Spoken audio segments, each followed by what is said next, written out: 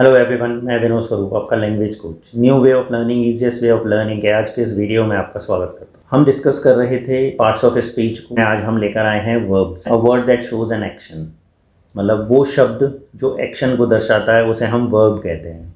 तो आज हम वर्ब को डिस्कस करेंगे डिटेल में कि कितने तरह की होती हैं और उनके क्या क्या रूल्स रहते हैं। पहले हम बात करते हैं वर्ब की डेफिनेशन की।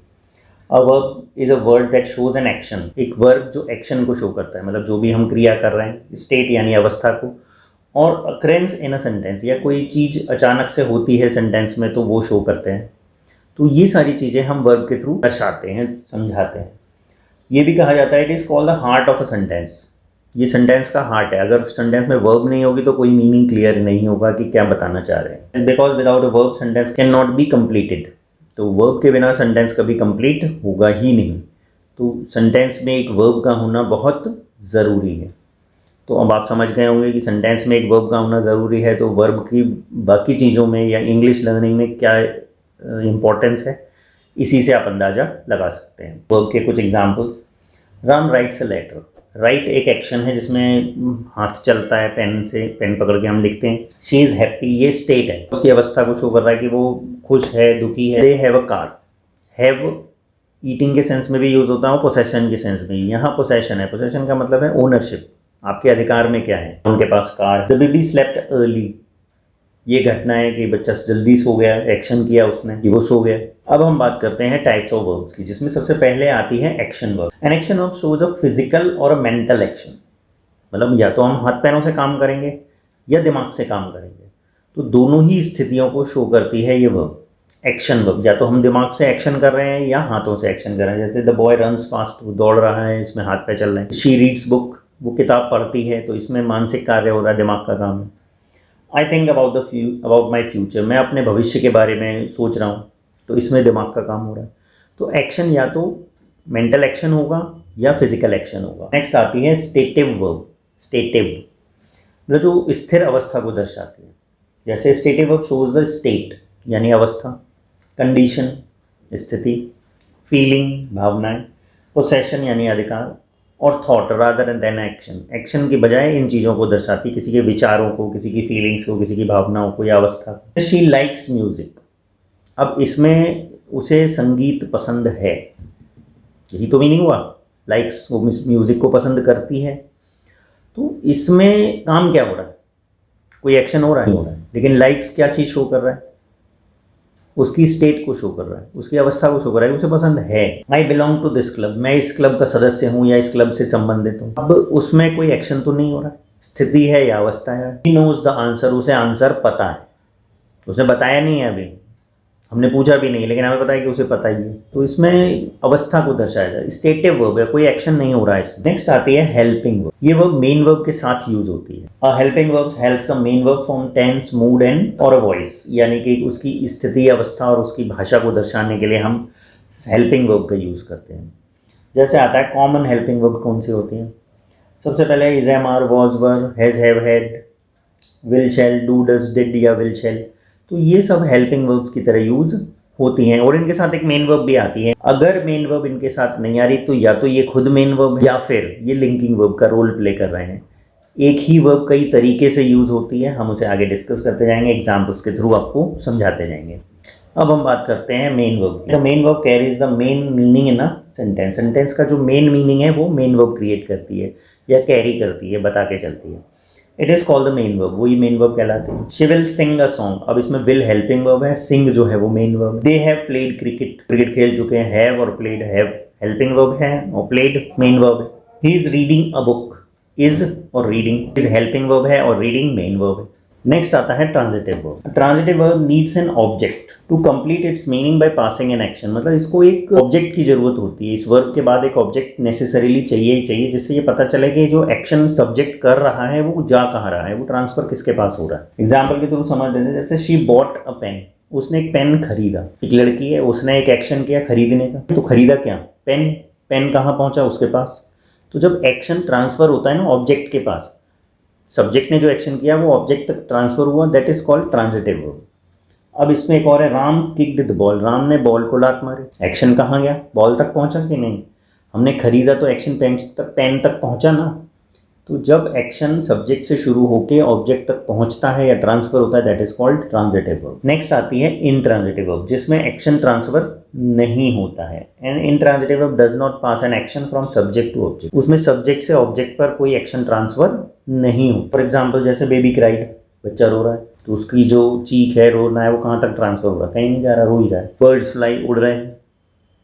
ही स्लेप्ट पीसफुली, वो शांति से सो रहा है। इसमें एक्शन कहीं ट्रांसफर तो नहीं हो रहा, तो that is called intransitive verb. ऐसी वर्ब जो एक्शन को ट्रांसफर न करें वो इंट्रांजिटिव, जो एक्शन को ट्रांसफर कर दें वो ट्रांजिटिव। नेक्स्ट आता है linking verb. A linking verb connects the subject with the additional information about the subject.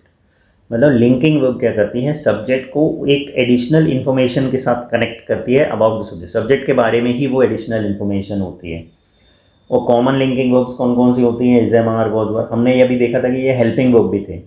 Helping verb ये तब होंगे जब इनके साथ मेन वर्ब होगी, और लिंकिंग वर्ब तब होंगे जब इनके साथ मेन वर्ब नहीं होगी या कोई एक्शन वर्ब नहीं होगी, कोई first second third form ING form नहीं होगी। जैसे सीम है, बिकम है, अपेयर है, ये भी लिंकिंग वर्ब की तरह यूज होते हैं। एग्जाम्पल्स के थ्रू आप समझ सकते हैं। जैसे शी इज़ अ टीचर, तो शी के बारे में एक एडिशनल इन्फॉर्मेशन क्या है कि वो एक टीचर है। The soup taste delicious, soup जो है वो स्वादिष्ट टेस्ट करता है, तो सूप के बारे में एक एडिशनल इन्फॉर्मेशन हमने दी। ही बिकेम एंग्री, वो गुस्सा हो गया, तो उसके बारे में एक एडिशनल इन्फॉर्मेशन। ये कहलाते हैं लिंकिंग वर्ब्स, जो लिंक करते हैं सब्जेक्ट को ऑब्जेक्ट से। नेक्स्ट आता है modal. Modal verb shows possibility, ability, permission, advice और नेसेसिटी। इन चीज़ों को शो करती है मॉडल वर्ब्स। इन्हें ऑक्सिलरी वर्ब्स भी कहते हैं। There are 13 common modal verbs. कौन कौन सी हैं? Can, could, may, might, will, would, shall, should, use to, need, dare, ought to और मस्ट। और इनके साथ फर्स्ट फॉर्म का यूज होता है। हम इसके एग्जाम्पल्स को भी देख सकते हैं। शी कैन स्विम, वो तैर सकती है। शुड स्टडी रेगुलरली, आपको पढ़ाई करनी चाहिए। वी मस्ट ओबे रूल्स, हमें नियम मानने चाहिए। तो इस तरीके से मॉडल वर्ब्स का यूज होता है। नेक्स्ट आते हैं regular verbs. Regular verbs are formed by adding D और ED at the end of the base form of the verb. मतलब base form of the verb में जो भी हम डी या ईडी ऐड करते हैं तो वो सेकेंड या थर्ड फॉर्म बनते हैं, तो वो कहलाती हैं रेगुलर वर्ब्स। जैसे वॉक में ईडी लगा दिया, वॉकड हो गया। प्ले में ईडी लगा दिया, प्लेड हो गया। डाई, डाई में ई लगा हुआ है तो डी लगाएंगे, डाइड। क्लोज में भी डी लगाएंगे, क्लोज्ड। तो इसी तरीके से ये रेगुलर वर्ब्स कहलाती हैं, जिसमें डी या ईडी लगा के सेकेंड और थर्ड फॉर्म क्रिएट हो सकते हैं। इसके बाद आती हैं irregular verbs. Verbs which have different forms are called irregular verbs, जिनके तीनों फॉर्म्स अलग अलग होंगे। जैसे गो, वेंट, गॉन, तीनों फॉर्म अलग अलग है। Do, did, done, eat, ate, eaten, बहुत सारे एग्जाम्पल्स हैं। जिनकी तीनों फॉर्म्स अलग अलग होती हैं वो इर्रेगुलर वर्ब्स कहलाती हैं, और जिनकी सेकंड और थर्ड फॉर्म सेम होती हैं वो रेगुलर वर्ब्स कहलाती हैं। नेक्स्ट आता है फाइनाइट वर्ब। फाइनाइट जो वर्ड है ना, इसका मीनिंग होता है limited. A finite verb changes according to the tense and subject. Finite verb वो होती है जो टेंस और सब्जेक्ट के अकॉर्डिंग चेंज होती है, या टेंस की लिमिट में रहती है। मतलब कोई फर्स्ट फॉर्म है तो वो इंडेफिनिट टेंस में रहेगी, आईएनजी फॉर्म है वो कंटिन्यूस टेंस में रहेगी, थर्ड फॉर्म है वो परफेक्ट टेंस में यूज होती है। तो इसी तरह जो वर्ब अपनी टेंस की लिमिट में रहती है that is called finite verb. He plays cricket. अब प्लेज में एस लगा हुआ है, ये एक ही टेंस में रहता है। दूसरे टेंस में आप इसे लेके जाएंगे प्लेड हो जाएगा, वर्ब चेंज हो जाएगा। फाइनाइट वर्ब है जो एक ही टेंस में रहती है, अलग टेंस में अलग फॉर्म आ जाती है। They will play cricket, will के साथ प्ले फर्स्ट फॉर्म आ गई, एस और एस भी हट गया। तो अलग अलग टेंस में अलग अलग फॉर्म्स आती हैं, तो इनकी एक लिमिट है इस वर्ब की कि ये अपने टेंस की लिमिट में ही रहती है। अब आती है non finite verb. Non finite verb does not change according to the tense और सब्जेक्ट। इस टेंस और सब्जेक्ट के हिसाब से चेंज नहीं होती है। There are 3 types of non finite verbs. Non finite verb जो होती हैं वो 3 तरह के होते हैं। एक तो होती है इन्फिनेटिव, एक होती है जेरेंड, एक होता है पार्टिसिपल। इन तीनों के बारे में डिटेल्ड में वीडियोस अलग से हैं, डिस्क्रिप्शन में उनका लिंक ऐड कर दिया जाएगा, ताकि आप डिटेल में अगर इन्फिनेटिव को, जेरेंड को, पार्टिसिपल को देखना चाहें तो देख सकते हैं। यहाँ मैं शॉर्ट में बता दे रहा हूँ। Infinitive usually begin with 2 plus verb की फर्स्ट फॉर्म। मतलब 2 और वर्ब की फर्स्ट फॉर्म को जब हम यूज़ करते हैं और ये एक एम को शो करता है तो ये कहलाता है इन्फिनेटिव। जैसे टू रीड, टू राइट, मतलब एम है लिखना, पढ़ना। I want to read English, मैं इंग्लिश पढ़ना चाहता हूँ। I want to write English, मैं इंग्लिश लिखना चाहता हूँ। तो ये 2 के साथ वर्ब की फर्स्ट फॉर्म है, और आप ये किसी भी टेंस में 2 और फर्स्ट फॉर्म को यूज़ कर सकते हैं। नेक्स्ट आता है J, first form plus ING used as a noun. Verb में जब हम यूज़ करते हैं, कंटिन्यूअस में हम जो यूज़ करते हैं वो अलग चीज़ है। बट जब वर्ब में आईएनजी लगा के उसे नाउन की तरह यूज़ किया जाता है ना, दैट इज कॉल्ड जेरड। ये भी नॉन फाइनाइट होता है, ये भी टेंस के रूल्स को फॉलो नहीं करता। जैसे swimming is a good exercise, reading improves knowledge. Reading improves knowledge मतलब जब पढ़ते हैं आप चीज़ों को, लिटरेचर को या बुक्स को, तो आपकी नॉलेज इंप्रूव होती है पढ़कर। नॉन फाइनाइट में लास्ट है participle, verb form used as an adjective. Participle जो है वो एडजेक्टिव की तरह यूज होता है। ये वर्ब की फॉर्म होती है लेकिन एडजेक्टिव का काम करती है, वर्ब का काम नहीं करती, ये एडजेक्टिव का रोल प्ले करती है। The crying baby slept. अब मैं कहूँ बेबी स्लेप्ट, तो ठीक है, बेबी सो गया, बेबी नाउन है और स्लेप्ट वर्ब है, ठीक है, इट्स ओके। लेकिन अब बेबी का एडजेक्टिव क्या है? क्राइंग, रोता हुआ बच्चा। The broken chair was repaired. अब मैंने लिख दिया the chair was repaired, chair की मरम्मत की गई, ठीक है, लेकिन कौन सी चेयर? ब्रोकन चेयर, एडजेक्टिव है।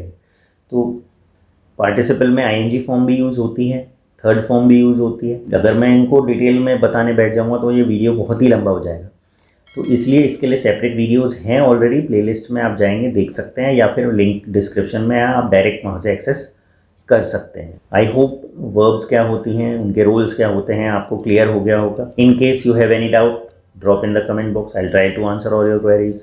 Keep learning, keep watching, and don't forget to subscribe my channel. Thank you.